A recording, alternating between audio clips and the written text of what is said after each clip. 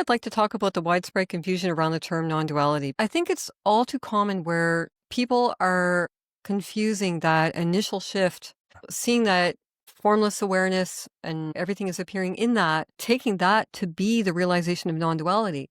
There's some people that can speak very eloquently and about non-duality as a philosophy. But what we need to understand is that their awakening is a process. I have seen it where people have that initial awakening and they're deep in the realization of what's called emptiness. But I think that that's relatively uncommon. What is more typical is people go through that initial awakening, honeymoon phase, and then start to work on shadow work, emotion work, and so on. And they can start to maybe have glimpses of non-duality. The real non-duality is when awakening is coming down into the body sense, into the sense gates, what we call direct experience. Okay, I put my attention into the visual field. My attention is in the visual field, or where you're intentionally putting your attention into the hearing or so on. I would call that direct experience, or we can even put that into sometimes mindfulness practices, but it's an altogether different thing when we talk about like the realization of non-duality. Non-duality meaning not two, that what is appearing is non-dual,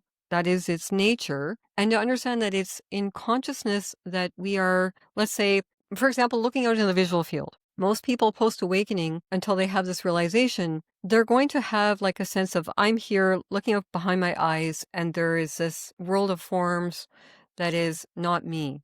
Right. And what we need to understand is that the visual field itself is non-dual. It's inherently non-dual in nature. But what's happening is we are in the sense gate of consciousness, we're placing a thought, usually in the body somewhere, that is establishing a here. So we have to establish a here in thought for there to be a there. And that's kind of like the basis of the subject-object illusion. And then as non-duality continues to unfold, we get to the point where we realize like, oh my gosh, all I'm actually looking at is this ocean of color, this intangible image, and that there's no substance, there's no solidity in what I'm seeing. That's a layer of thought that we've been adding on to that. And I think it's good for people to understand that there's no way we can actually like imagine what this is like. True non-duality is really, really quite radical, and a lot happens to further look at layers of identity,